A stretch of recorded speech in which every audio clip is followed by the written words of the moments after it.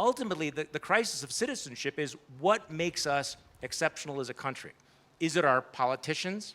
Is it the documents? Or is it this tradition of citizenship, responsible citizenship, civic literacy, media literacy, all of which I think is being exposed by what's happening right now. Now, I'm not letting anybody off the hook here.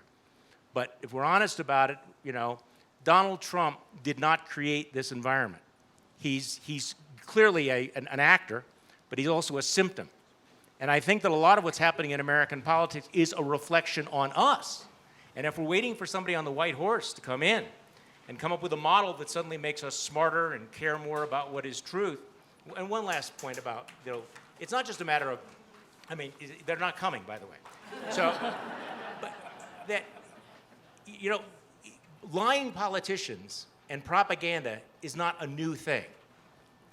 What is possibly new for Americans is having a citizenry that will hear those lies and the propaganda, know that it may not be true, and actually not care.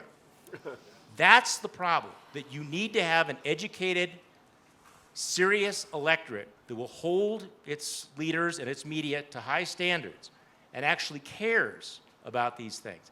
I would love to say that we have that, but we don't. So all the criticism of the media, I think, and the discussions that we're having are completely relevant. I do think, and unfortunately, I'm probably at the alarmist end of this spectrum, that I do think that survey that showed that a majority of Americans think that their democracy is at risk, I think that they are getting something. That, in fact, we've been drawing down this reservoir of democratic values for years and years and years, relying upon it, but at some point that reservoir is emptied. And then as a nation, we are fundamentally screwed.